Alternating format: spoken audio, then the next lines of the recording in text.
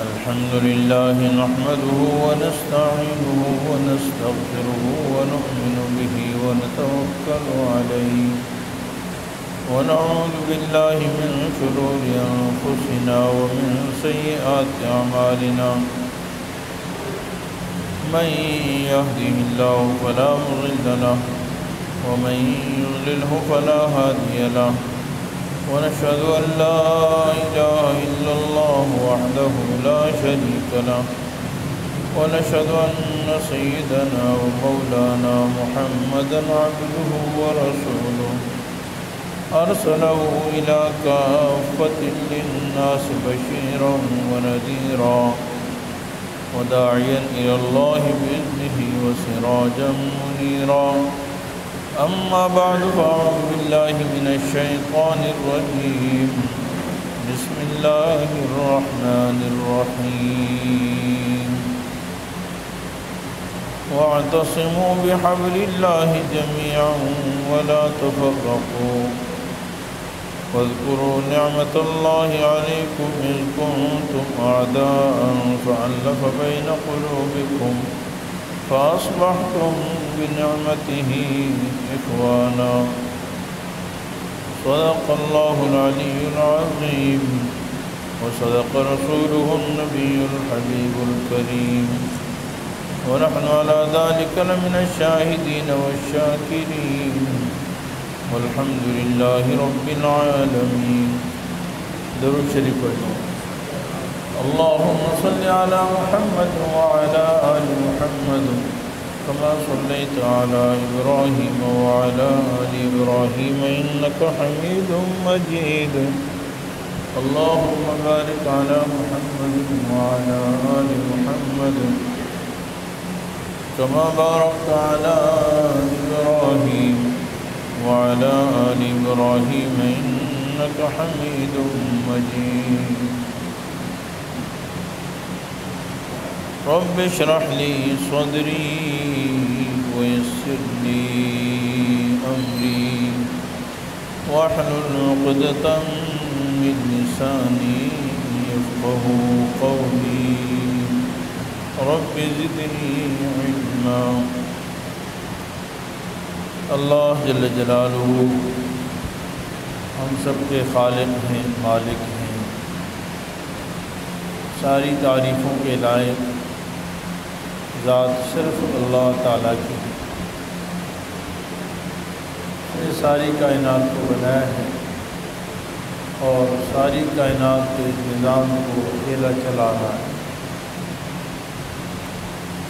اس کائنات کے لیے کیا خیر ہے، کیا شر ہے، کیا فائدے کی چیزیں ہیں، کیا نقصان کی چیزیں ہیں، وہ سب اللہ تعالیٰ جانتے ہیں. اللہ تعالیٰ کا علم صحیح علم ہے، اس میں وہم کا امکان نہیں، غلطی کا امکان نہیں، شک اور شبہ کا امکان نہیں، تردد کا امکان نہیں. اس نے جو بتایا وہ 100% سچ ہے. اس کا علم ماضی کو بھی محیط ہے، حال کو بھی محیط ہے، مستقبل کو بھی محیط ہے.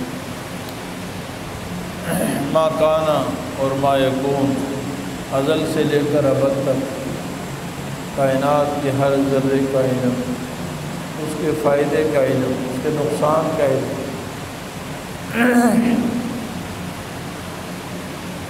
سب کے سب اللہ تعالیٰ کے پاس ہے. اس لیے اللہ تعالیٰ کی باتیں بتائی ہوئی 100% سچی ہیں. ہمارے تجربے، ہماری سوچ، ہمارے تجزیے، ہماری فکر، یہ سب غلط ہے. اللہ تعالیٰ کی بات 100% سچ ہے. میرے عزیز بھائیوں، اللہ تعالیٰ نے ہمیں قرآن کریم میں جن چیزوں کی تاکید فرمائی ہے اور حکم دیا ہے، ان چیزوں میں ایک چیز اتفاق و اتحاد ہے. ہمیں یہ تاکید فرمائی ہے کہ آپس میں ہم متفق اور متحد ہو کر رہیں، اور ظاہری اعتبار سے، وقتی اعتبار سے، مختلف اعتبارات سے جو ہم میں اختلاف ہے یہ وجہ اختلاف نہیں ہے، یہ آپس میں اختلاف نفرت کی بنیادیں نہیں ہیں، یا بہت ساری چیزیں حقیقت میں اختلاف ہی نہیں ہیں، ہم نے ان کو آپس میں نزاع اور اختلاف کا ذریعہ بنا لیا ہے۔ اللہ تعالیٰ نے ہمیں تاکید فرمائی ہے کہ آپس میں اتفاق سے رہو، اتحاد سے رہو، محبت سے رہو اور نزاع اور جھگڑا نہ کرو۔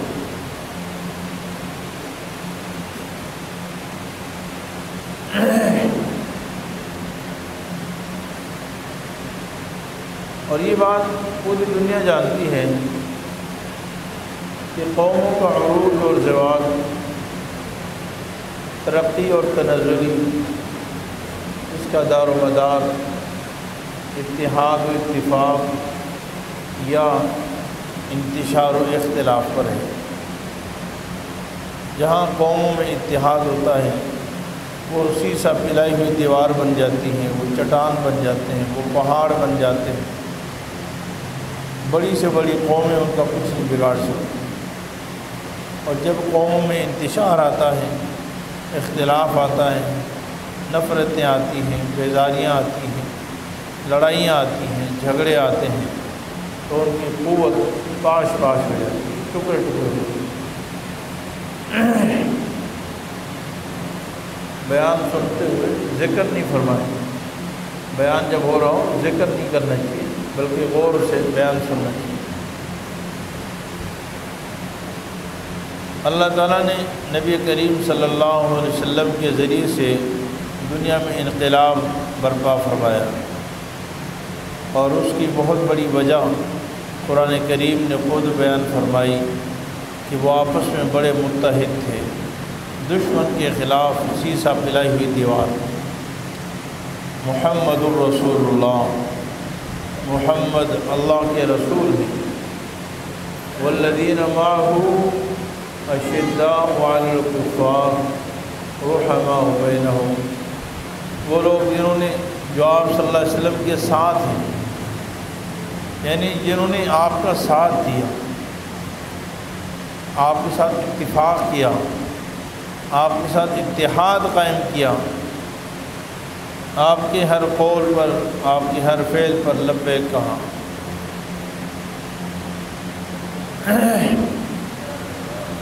نہ تو کسی میدان جنگ میں یہ پوچھا کہ یہ کیوں ہو رہا ہے، نہ صلح کی حالت میں پوچھا کہ ایسا کیوں، ہم ماننے کے لیے تیار نہیں۔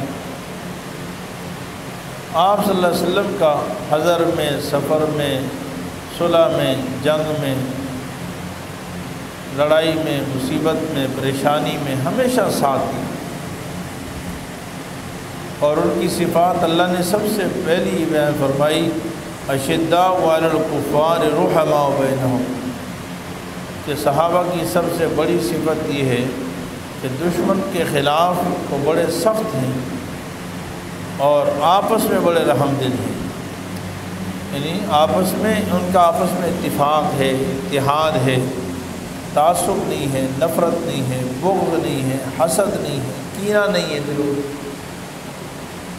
اور اشداء علی الکفار، دشمن کے خلاف ایک ہے سب، اور وہ ہے سخت۔ اللہ تعالیٰ نے ان کو دنیا میں طاقت عطا فرمائی۔ ایک سے بات شروع ہوئی تھی جب مکے میں آپ صلی اللہ علیہ وسلم نے اعلان فرمایا لا الہ الا اللہ، اور پھر آدھی دنیا پر مسلمانوں نے حکومت فرمائی، اور پوری دنیا پر مسلمانوں کا رعب قائم تھا، دبدبہ قائم تھا، پوری دنیا مغلوب تھی، مسلمان غالب تھے۔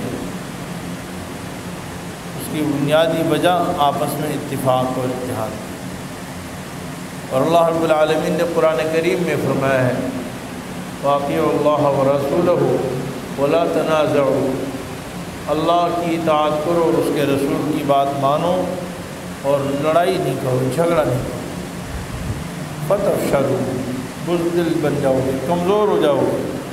جہاں لڑائی آئے گی وہاں کمزور، جس گھر میں لڑائی آئے وہ گھر کمزور، جس قوم میں لڑائی آئے وہ قوم کمزور۔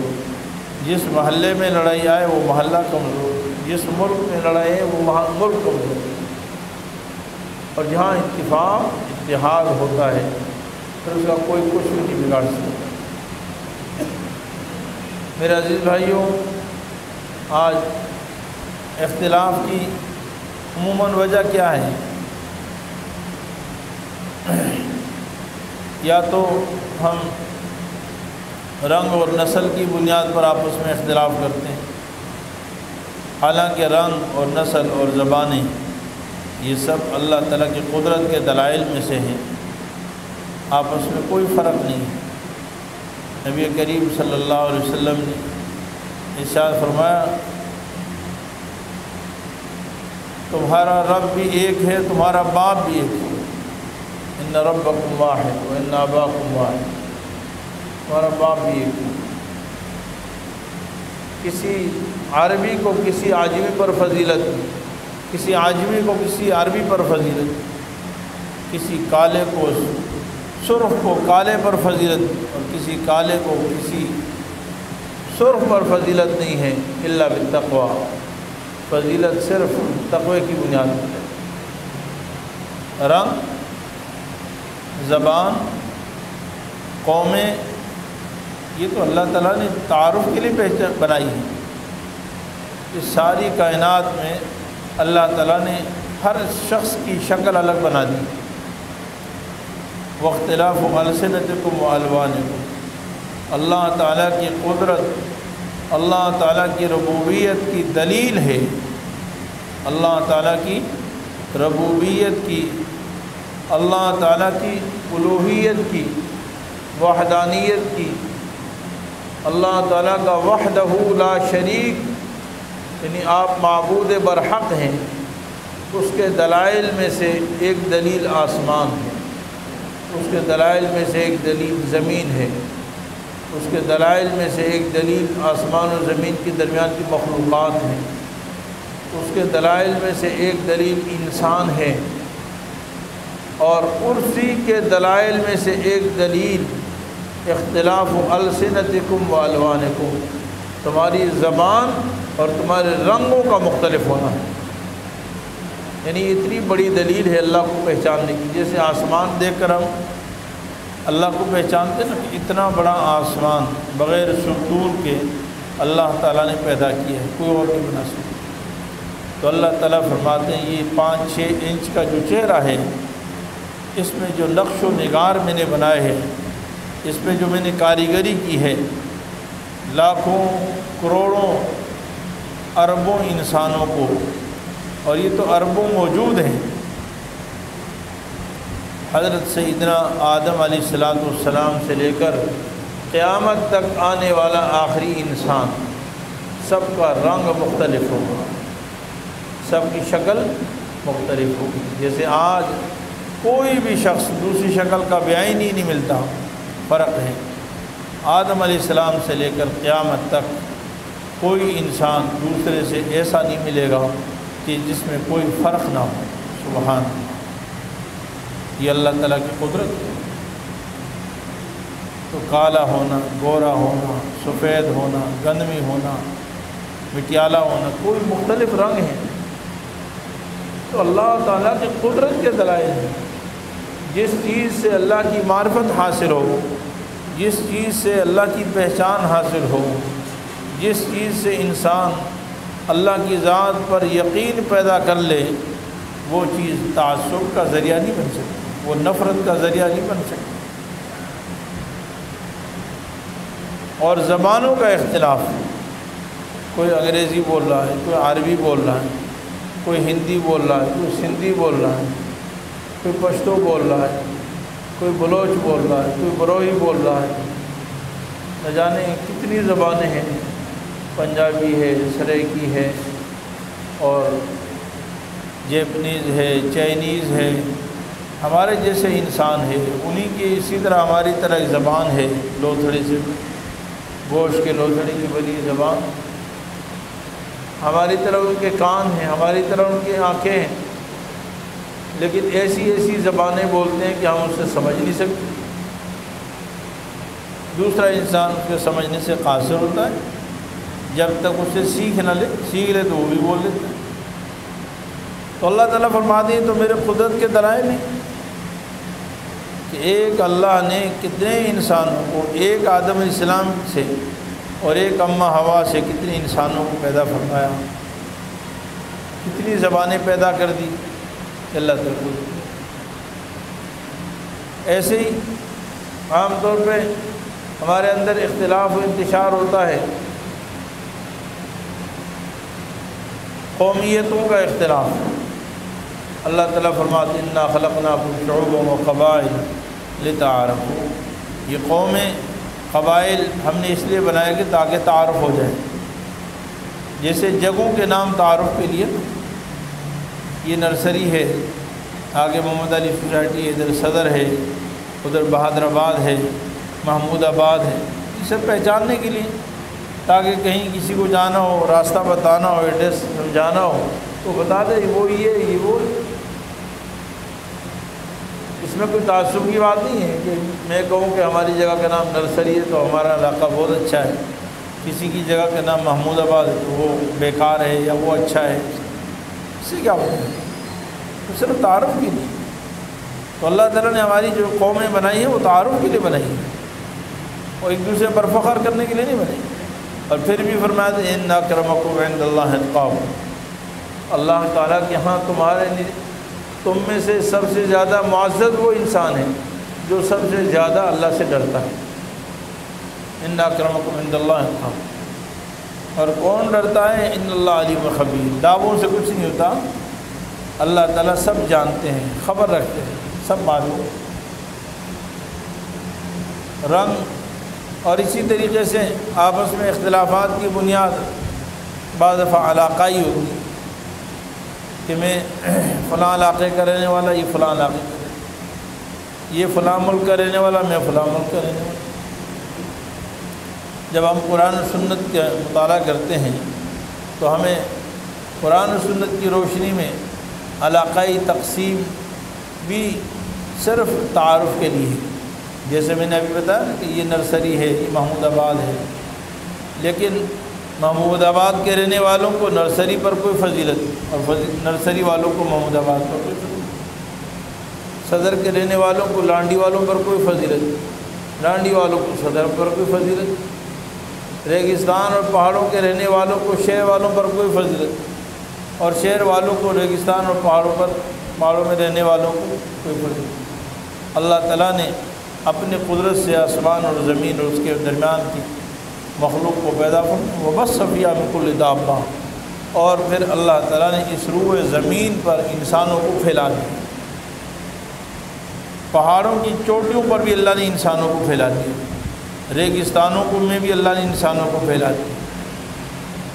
اگر اس دنیا میں انسانوں کو اللہ تعالیٰ کسی ایک جگہ پیدا فرماتے اور پھر حکومتوں کی ذمہ داری ہوتی، ملکوں کی ذمہ داری ہوتی کہ انسانوں کو رہنے کے لیے جگہ کا انتخاب کرو کہ کس نے کہاں رہنا ہے، تو خدا کی قسم سب سے مشکل کام یہی ہوتا، سب سے مشکل کام یہ ہوتا۔ اللہ تعالیٰ نے اپنی مخلوق کو ایسا پھیلا دیا ہے کہ پہاڑوں میں، جنگلات میں وہاں رہتے ہیں، اور ان کو وہاں سے ایسی محبت ہے، ایسی کہ وہاں سے جدا ہونے کے لیے تیار نہیں۔ دوسرا انسان وہاں جانے کے لیے تیار ہے، وہاں 2 دن ٹھہرنے کے لیے تیار نہیں، اور وہ اپنی زندگی وہاں گزارنے کے لیے بلکہ من تن دھن قربان کرنے کے لیے تیار ہے کہ اللہ نے محبت پیدا فرما دی۔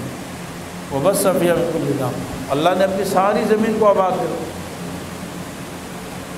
تو میرے عزیز بھائیوں، یہ علاقائی تقسیم اسلام میں نہیں ہے۔ نبی کریم صلی اللہ علیہ وسلم نے صحابہ کو ایک کلمے تلے جمع کیا، لا الہ الا اللہ محمد الرسول اللہ۔ فارس سے آنے والا سلمان، روم سے آنے والا سہیب، آپس میں بھائی بھائی بن گئے، آپس میں ایک ابو ذر غفاری، غفار سے آنے والا، مختلف قوموں، مختلف نسلوں، مختلف علاقوں، مختلف رنگوں، مختلف زبانوں سے تعلق رکھنے والے صحابہ کرام آپس میں ایسے ہوتے تھے کہ حقیقی بھائی بھول جاتا تھا اور ان سے محبت ہوتی تھی۔ عرب بھول جاتے تھے، عجم سے محبت ہوتی تھی۔ سرخ بھول جاتے تھے، کالوں سے اور حبشیوں سے محبت ہوتی تھی۔ کوئی پہچان نہیں سکتا تھا کہ یہ تو غیر ہے، ان کا ان سے کیا تعلق ہے، کیا رشتہ ہے۔ حضرت زید بن حارثہ رضی اللہ تعالیٰ عنہ غلام تھے، نبی کریم صلی اللہ علیہ وسلم کے غلام تھے۔ مدینہ منورہ میں جب نبی کریم صلی اللہ علیہ وسلم رہتے تھے تو کافی لوگ حضرت زید بن حارثہ کو حضور صلی اللہ علیہ وسلم کا بیٹا سمجھتے تھے، بیٹا۔ اور پھر ایک زمانے میں حضرت زید رضی اللہ تعالیٰ عنہ کے عزیز و اقارب، ان کے والد اور ان کے رشتہ دار تشریف لائے اور حضور صلی اللہ علیہ وسلم کی خدمت میں گزارش کی کہ یا رسول اللہ، آپ ہمارے اس آدمی کو، بچے کو آزاد کر دیں، یعنی ہمارے ساتھ چھوڑ دیں، ہمارے ساتھ چلا جائے۔ تو نبی کریم صلی اللہ علیہ وسلم نے فرمایا اجازت ہے، اس سے پوچھ لو، اگر وہ جانا چاہتا ہے تو میری طرف سے کوئی ممانعت نہیں ہے۔ حضرت زید بن حارثہ رضی اللہ تعالیٰ عنہ سے جب ان کے والدین نے، ان کے عزیز و اقارب نے کہا کہ آپ آئیں، گاؤں چلتے ہیں، اپنے علاقے چلتے ہیں، تو انہوں نے فرمایا کہ ہائے کاش زید بن حارثہ کو ایک زندگی ملی ہے، کاش مجھے ہزاروں زندگیاں ملتی، حضور کے قدموں پہ قربان کر دی، میں یہاں سے جاؤں، اس سے میری بد نصیبی کیا ہوگی، اس سے بڑی بد نصیبی کیا ہوگی، حضور کا گھر چھوڑ کر میں کسی کہیں اور نہیں، اب میں نے یہیں پہ مرنا جینا ہے، یہیں پہ مرنا جینا ہے۔ اور کیوں نہ ایسا ہوتا، اس لیے کہ وہاں جہاں عرب میں غلاموں کو انسان نہیں سمجھا جاتا تھا، جہاں عرب میں غلاموں کو انسان نہیں سمجھا جاتا تھا، جانور سمجھا جاتا تھا، ان کے ساتھ جانوروں جیسا سلوک کیا جاتا تھا، وہاں حضور صلی اللہ علیہ وسلم نے غلاموں کے ایسے حقوق بیان فرمائے اور عملاً، اخلاقاً، کردار کے اعتبار سے غلاموں سے ایسی محبت کی کہ حضرت زید بن حارثہ کے بیٹے حضرت اسامہ بن زید رضی اللہ عنہ غلام کے بیٹے ہیں، حضرت اسامہ بن زید غلام کے بیٹے ہیں۔ ایک دفعہ یہودیوں کا کوئی واقعہ ہوا، مدینے میں آئے اور وہ تلاش کر رہے تھے کہ جو سب سے زیادہ حضور کا چہیتا اور لاڈلا ہو، اس کے ذریعے سے ہم حضور صلی اللہ علیہ وسلم کے سامنے سفارش کروائیں۔ پورے مدینے میں ابو بکر بھی موجود ہیں، عمر فاروق بھی موجود ہیں، عثمان غنی بھی موجود ہیں، حضرت سیدنا علی المرتضیٰ بھی موجود ہیں، خاندانی رشتے والے موجود ہیں، ہم زبان موجود، ہم قوم موجود، ہم لسان موجود، سب موجود ہیں، سسرالی رشتے والے بھی موجود ہیں، قوم کے رشتے والے بھی موجود ہیں۔ اب وہ کہنے لگے یہ بتاؤ کہ سب سے زیادہ لاڈلا کون ہے جو حضور کے سامنے سفارش کر سکے؟ سارے صحابہ نے فرمایا کہ یہ سفارش تو حضرت اسامہ کے بغیر کوئی نہیں کر سکتا ہے، حب رسول اللہ صلی اللہ علیہ وسلم، وہ اسامہ جو حضور کے محبوب ہیں، وہی اس طرح کی بات کر سکتے ہیں، کسی اور میں یہ طاقت نہیں۔ اور وہ حد کے بارے میں سفارش تھی، حد کے بارے میں کہ آپ حد معاف کر دیں، حد جاری ہو رہی تھی، آپ حد معاف کر دیں۔ چنانچہ حضرت اسامہ رضی اللہ تعالیٰ عنہ حضور صلی اللہ علیہ وسلم کے سامنے گئے اور سفارش کی، یا رسول اللہ آپ معاف کر دیں۔ رسول اللہ صلی اللہ علیہ وسلم نے حضرت اسامہ کو منع فرما دیا، فرمایا کہ کیا تم اللہ کی حدوں میں سے حد کے بارے میں سفارش کرتے ہو؟ والذی نفسی بیدہ لو ان فاطمة بنت محمد سرقت لقطعت یدها او کما قال علیہ الصلوۃ والسلام، ارے اگر فاطمہ محمد کی بیٹی، آپ کی لخت جگر، آپ کے دل کا ٹکڑا وہ بھی چوری کرتی اور ان پر بھی شریعت حد جاری کرتی تو میں فاطمہ بنت محمد کا بھی ہاتھ کاٹ دیتا. فاطمہ بنت محمد کا ہاتھ بھی کاٹ. اللہ کی حد کے بارے میں کوئی سفارش نہیں کر سکتا.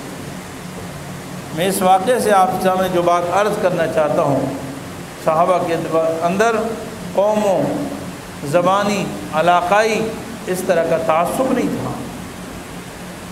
تو یہ چیزیں آج جس نے ہمیں تباہ کر دیا ہے. میرے عزیز بھائیو، اللہ تعالی ہمیں تاکید فرما رہے ہیں کہ اللہ کی رسی کو مضبوط پکڑو. آپس میں تعصب، آپس میں نفرتیں، آپس میں اختلاف، قومی اختلاف، رنگوں کا اختلاف، علاقائی اختلاف، زبانوں کا اختلاف، یہ سب چیزیں مسلمانوں کو کمزور کرنے والی، مسلمانوں کو تباہ و برباد کرنے والی. اللہ تعالیٰ کے عذابوں میں سے ایک بہت بڑا عذاب آپس میں اختلاف ہے، آپس میں انتشار ہے، آپس میں نفرت ہے. آج گھر گھر میں اختلاف کیا جا رہا ہے اور اختلاف کو کوئی گناہ نہیں سمجھا جاتا. ہر آدمی کہتا ہے بس میں منہ بنا لوں، ناراض ہو جاؤں بس، اور کہتا ہے یہ کیا ہو گیا. یعنی ناراضگی کے لیے سوچا ہی نہیں جاتا کہ یہ کوئی گناہ ہے. بھائی میں نمازی ہوں، میں پرہیزگار ہوں، میں روزے دار ہوں، میں حاجی ہوں، میں فلاں ہوں، کیا مجھے ناراض ہونا چاہیے؟ قوموں میں اختلاف ہے، علاقوں میں اختلاف ہے، محلوں میں اختلاف ہے، نفرتیں ہیں، بغض ہے. اللہ تعالیٰ فرما رہے ہیں آپس میں اختلاف نہ کرو ورنہ تمہاری قوت اکھڑ جائے گی، ختم ہو جائے گی، ہوا تمہاری نکل جائے گی. اور اکٹھے رہو. اللہ کا احسان ہے کہ تم کافر تھے، دشمن تھے آپس میں، اللہ تعالیٰ نے تمہیں بھائی بھائی بنا دیا. اور مثل المؤمنین فی توادہم وتراحمہم وتعاطفہم کمثل الجسد.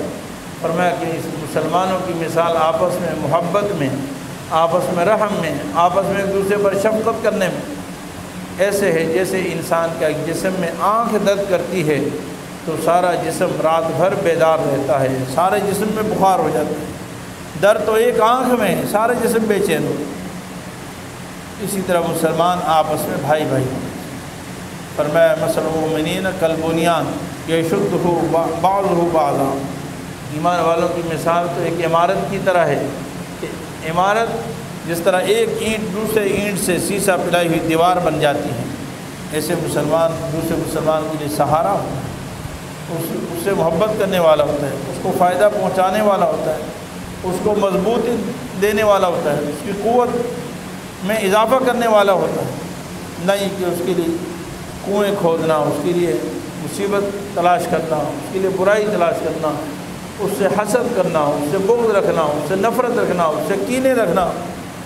میرے عزیز بھائیوں، یہ ساری چیزیں کبیرہ گناہوں میں سے. اللہ تعالیٰ نے اس سے بارہا قرآن کریم میں منع فرمایا ہے. منیبین الیہ واتقوا واقیموا الصلاۃ ولا تکونوا من المشرکین. فرمایا اللہ تعالیٰ کی طرف رجوع کرو سب کے سب لا الہ الا اللہ کے ساتھ، اور اللہ سے ہی ڈرا کرو، نمازیں قائم کیا کرو، اور مشرک نہ بنو. کون سے مشرک؟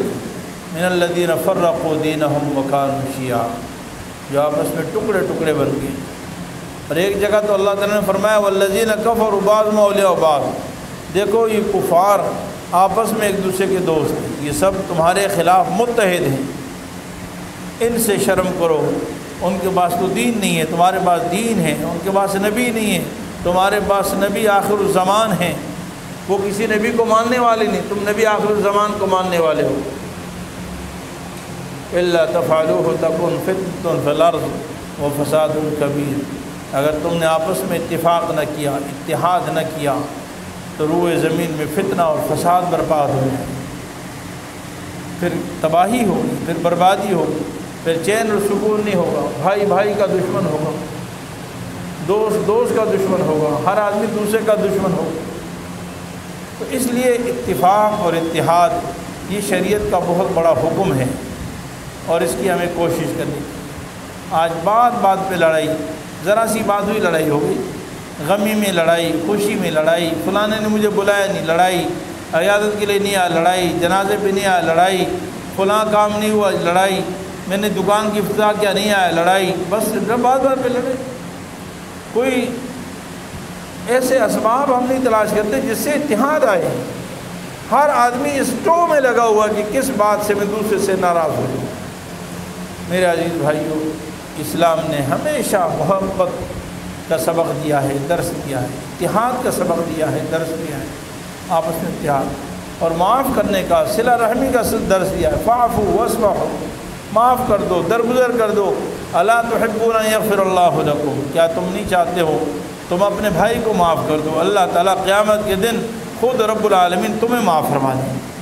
کتنی بڑی فضیلت ہے، میں اپنے بھائی کو معاف کر دوں، میں اپنے دوست کو معاف کر دوں، میں اپنے پڑوسی کو معاف کر دوں، میں اپنے بیٹے کو معاف کر دوں، میں اپنے رشتہ داروں کو معاف کر دوں۔ اس کے بدلے اللہ تعالیٰ دیں گے کہ اللہ قیامت کے دن میری مغفرت فرما دیں۔ اور یہ سودا بہت قیمتی سودا ہے، بڑا قیمتی سودا، اگر کاش اللہ ہمیں اس کی سمجھ نصیب فرما دے۔ اس سے بڑا سودا کائنات میں ہو ہی نہیں سکتا۔ میرا عزیز بھائیو، پوری دین کا خلاصہ، پوری شریعت کا خلاصہ، نماز ہو، روزہ ہو، زکوٰۃ ہو، معاملات ہو، معاشرت ہو، اس کا صرف ایک خلاصہ ہے کہ قیامت کے دن اللہ کی مغفرت نصیب ہو جائے، اللہ ہم سب کو معاف فرما دے، اللہ ہم سے راضی ہو جائے۔ یہ مقصد ہے حیات ہے، ساری چیزوں کا ایک ہی مقصد ہے۔ اور وہ اللہ تعالیٰ فرما رہے ہیں کہ تم اپنے بھائی کو معاف کر دو، میں تمہیں معاف کر دوں۔ تم بھائی کی پردہ پوشی کر دو، میں تمہاری پردہ پوشی کر دوں۔ اس کی عزت کا خیال کر لو، میں تمہاری عزت کا خیال کر لوں۔ اللہ تعالیٰ اپنے فضل سے ہمیں عمل کی توفیق عطا فرمائے۔